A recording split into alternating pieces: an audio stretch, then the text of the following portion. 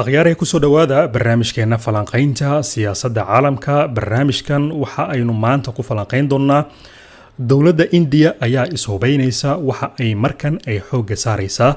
in nidaamyada difaaca hawada ee casriga ah ay keensato islamarkaana ay ku rakibto dhammaan xuduudaha waddankaasi iyada oo ka cabsi qabta in dagaal kale Pakistan uu dhex maro. waxaynu kaloo falanqayn ku sameynaynaa dowladda Pakistan oo weli aan albaabada u furin hawadeeda kadib markii dagaalkii xooganaa uu dhacay. muddo bil dheeraad ah ayay ku dartay in ay furto qayb ka mid ah hawada gobolada ku yaala waddanka Pakistan. arrintan waxaa ka dambeeya ayaanu ku falanqayn doonaa barnaamijkeena. bal marka hore barnaamijkeena aynu ku bilowno dowladda India ee ra'iisul wasaare Narendra Modi ayaa dabcan waxa uu hadda u xoog saarayaa in nidaamka difaaca hawada ee waddankan India uu sare u qaado islamarkaana uu ku kordhiyo saddex kale oo nidaamyada difaaca hawada ee casriga ah ee Israel iyo sidoo kale India ay isla farsameeyeen. arrintan waxay ka dambeysay markii India ay la kulantay khasaarihii ugu weynaa muddo 10 sano ah oo dhankan iyo Pakistan uga yimid kadib markii shan ka mid ah diyaaradaha Ruushka iyo Faransiiska ay siiyeen ama ay ka iibsadeen waddankan India. dagaal 4 maalmood kaliya socday lagu soo riday nidaamyadoodii difaaca hawadana ciidda lala simay taana ay keentay in khasaare weyn ay soo gaarto ciidamada cirka iyo kuwa militariga ee dalka India. dhaleeceyn weyn ayaa ra'iisul wasaaraha India uu kala kulmay arrimahaasi kuwaasoo dabcan ay u horeyso in xitaa ay keeni karto dhaleeceyntaasi in loo diido in nidaamyada difaaca hawada iyo hubka casriga ah laga iibiyo waddankan India maadaama ay fashilinayaanba dalkii ay heshiis noocaas oo kale ah oo hubka ku saabsan ay la galaan. bal aynu fiirino India waxa ay filaysaa in saddex ka mid ah nidaamyada difaaca hawada ee casriga ah ee ugu dambeeya ay soo iibsato bilahan hadda ee nagu soo socda. xitaa ma ahan inay soo iibsatay khubaro ka tirsan wasaaradda difaaca dalka India iyo kuwa Israel ayaa xoog isla saaraya in ay sameeyaan oo la hirgeliyo nidaamkaasi difaaca hawada. waa saddex xabo dheeraad ah dabcan goboladan xiga xuduuda waddanka Pakistan ayay dowladdu sheegaysaa in lagu rakibi doono. haddaba nooca koowaad nidaam difaac hawo ay filayso India in ay dhawaan hesho oo Israel ay ka hesho khubaro ka tirsan waxaa la yiraahdaa Akash NG. dabcan Akash waa next generation nidaamka difaaca hawada la yiraahdo. waa kuwa casri ah oo dabcan gaari kara ama wax ka qaban kara 70 ilaa 80 kilomitir. Akash NG waxa uu awood u leeyahay burburinta diyaaradaha dagaalka kuwa droonka iyo madaafiicda cruise missile la yiraahdo. dabcan waxa sameeyay nidaamkan difaaca hawada ee Akash NG la yiraahdo hay'adda la yiraahdo hay'adda horumarinta iyo cilmi baarista dhinaca difaaca ee wasaaradda difaaca ee dowladda India iyo waxa isla sameeyay iyo dowladda Israel gaar ahaan shirkadeeda la yiraahdo Prague 8. dabcan horey baa loo tijaabiyay nidaamkan difaaca hawada 2014 dabcan 2015 2016 oo dabcan sanadka dambe ku aadan ayay India filaysaa in nidaamkan difaaca uu ka soo gaaro dhinacan iyo Israel. nidaamka labaad ee difaac hawo ee India ay filayso inay hesho sanadkan dhamaadkiisa ama sanadka dambe horaantiisa waxaa la yiraahdaa VLSRSM ayaa la yiraahdaa. waa nidaam tirada gaaban gaara ee hawada. waa madaafiic dabcan waxaa sameeyay isla hay'adan cilmi baarista dhinaca difaaca u qaabilsan wasaaradda arrimaha dibadda iyo ciidamada badda ee India ayaa isla sameeyay. waxa uu gaarayaa cabir gaaraya 20 ilaa 30 kilomitir. dabcan waxaa lagu xiraa maraakiibta ciidamada badda waxaana loogu talagalay in ciidamada badda ee India ay isticmaalaan. dabcan waxaa la tijaabiyay 2014 ayaa la tijaabiyay waana qalab casri ah oo madaafiic ah oo dabcan kuwii casriga ahaa. India sidoo kale waxay filaysaa qalabka saddexaad ee madaafiicda ah waxaa la yiraahdaa QRSM. waxa uu yahay mid si degdeg ah uga falcelinaya madaafiicda hawada ka imanaya. waxa uu madaafiicdan uu gaarayaa cabir gaaraya 25 ilaa 30 kilomitir. dabcan waxaa loogu talagalay in laga hortago diyaaradaha droonka madaafiicda cruiska loo yaqaano diyaaradaha kale ee waaweyn sidoo kale waxa uu yahay raadeer ahaan uu shaqeeyaa oo 360 degree ayuu kala wareegan karaa daqiiqadiiba waxaa la tijaabiyay 2014 waana 3 madaafiic oo daban casri ah waa 3 qalab dagaal oo casri ah oo isugu jira madaafiic iyo sidoo kale nidaam difaac hawo India ayaa filaysa in sanadka soo socdaba madaafiicdan ay soo gaaraan si ay sida ugu dhaqsiyaha badan ay ugu rakibaan ayna u tijaabiyaan arintan waxay ka dambeysay markii 5 diyaaradood oo casriga ah ee Francisco soo saaray ee Rafael iyo Migaga Ruushka ay soo saaraan oo 3 ahaa waa 2 ahaa laga soo riday dagaal muddo 4 maalmood oo kaliya dhexmarayay Pakistan iyo sidoo kale India haddaba haddii aynu falanqaynta ku sii soconno dagaaladan iyo saameyntoodii wali laga dareemayo ee labadan dowladood Pakistan waxa ay xirtay hawadeeda markii dagaalkan uu bilowday hadda marka wali maanan la furin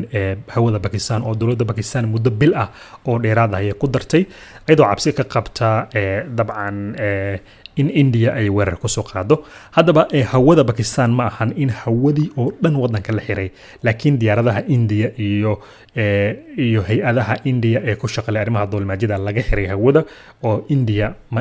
waa hawada India Pakistan ma isticmaali karaan marka waxa hadlay dowladda Pakistan waxay tiri muddo bil ah ayaan waxaan ku kordhinay in hawada wadanka Pakistan ay ka xirnaadaan diyaaradaha India oo aysan soo gali karin muddo bil dheeraad ah maadaama dagaalku wali uu cusub yahay hay'adda duulista hawada ee wadanka Pakistan waxay tiri arintan waxa loo gaaray maadaama la ogaaday in India wali ay ku howlan tahay arrimo ku saabsan dagaal iyo sidoo kale in weerar kale ay ku soo qaado wadankan Pakistan intii lagu guda jiray marka kulan ay yeeshaan golaha amniga qaranka ee wadanka Pakistan kaas oo dabcan dhacay asbuucan waxa lagu go'aamiyay in hawada ay sii xirnaan doonto waxa hawada la xiray 24kii bishii hore waxay xirnaan kar doontaa muddo bil kala ah diyaaradaha dowladda India ma soo gali karaan hawada wadanka Pakistan laakiin diyaaradaha kale waa caadi oo wadanka way soo gali karaan marka waxa la leeyahay maalintiiba 200 ilaa 300 oo dowladnimada India ah ayaa waxay isticmaali jireen hawada wadanka Pakistan si maalin ah marka muddo bil ah in 300 oo diyaaradood oo India ah aysan soo gali karin hawada Pakistan dabcan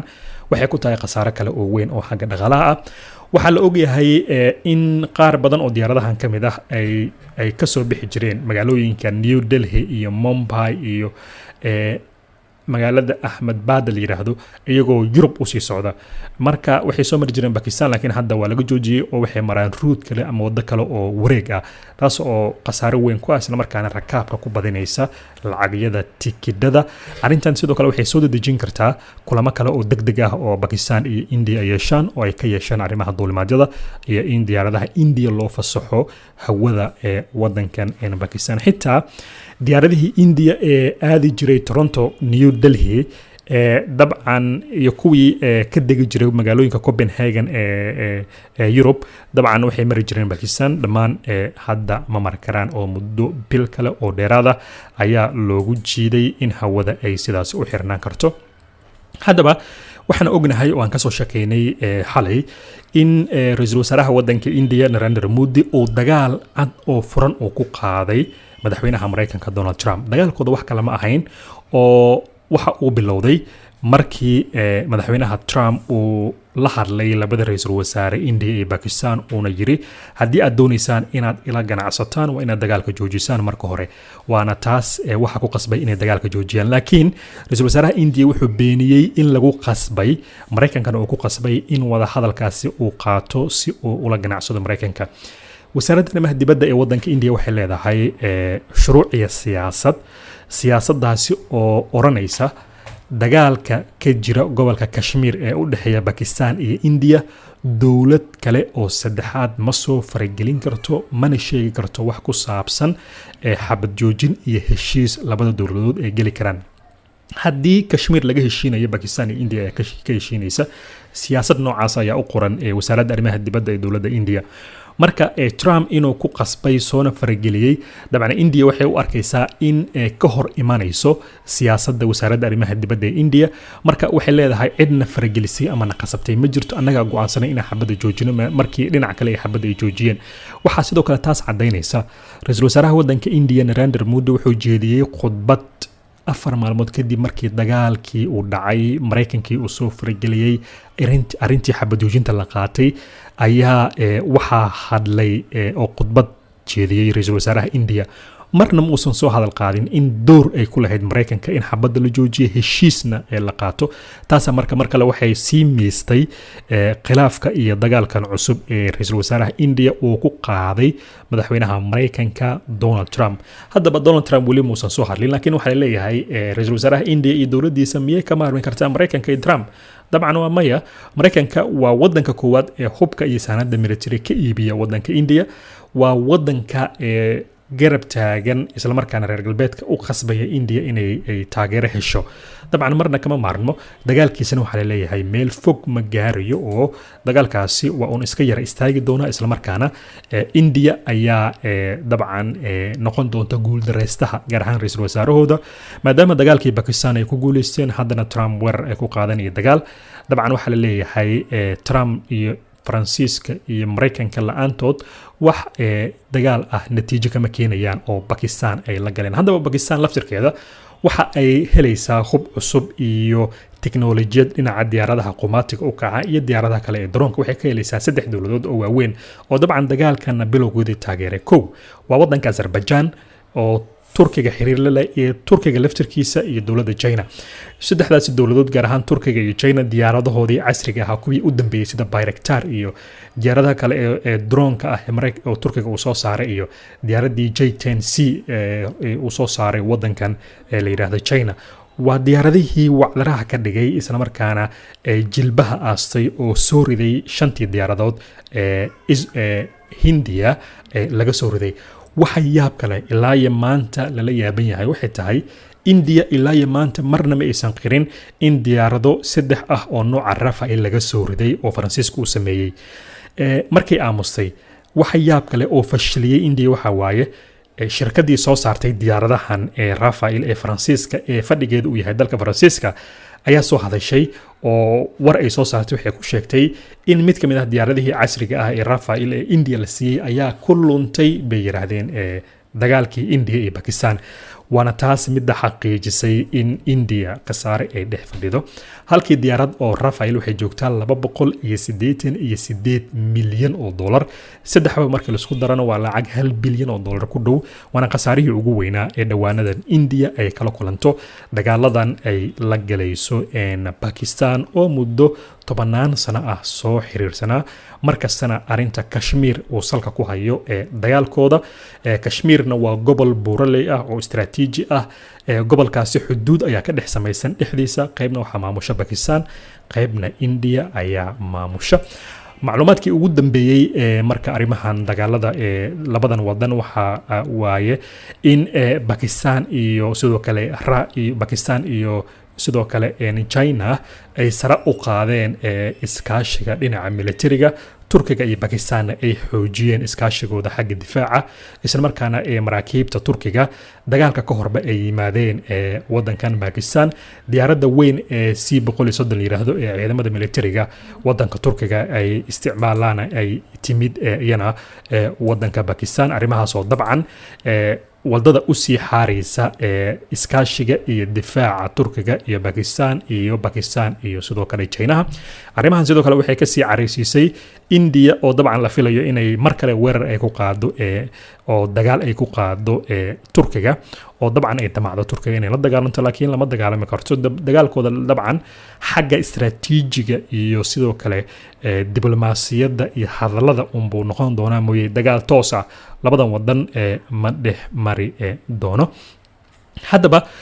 shirkii jaamacadda carabta ee magaalada Baghdad shalay furmay dabcan waxaa looga hadlay arrimaha ku saabsan Pakistan iyo India dowladaha qaar waxay soo qaadeen isxakameyn iyo waxyaalahaas laakiin waxa la leeyahay maadaama Pakistan ay xubin ka tahay jaamacadda carabta dabcan jaamacadda carabta oo dhan waxay u muujiyeen garab istaag iyo taageero ee dowladdan Pakistan waxaana la filayaa in taageero kale ee Pakistan ay ka hesho ee wadamadan jaamacadda carabta gaar ahaan taageero xagga dhaqaale iyo maaliyadeed iyo sidoo kale inay saanad ciidan dabcan dalalka qaarkood oo ay aad isugu dhow yihiin ay ka helaan daawadayaal macluumaadkan waa kuwii ku saabsanaa ee xaaladihii Pakistan iyo India iyo sidoo kale macluumaadkii kale ee waaweynaa ee guud ahaan ku geedaamnaa jaamacadda carabta iyo taageerada Pakistan Turkiga iyo sidoo kale Mareykanka India wixii ku soo kordhay macluumaadkan iyo kuwa kale halkan ayaad kala socon doontaa si aysan ku dhaafin fadlan subscribe saaro oo la soco channelkan mahadsanid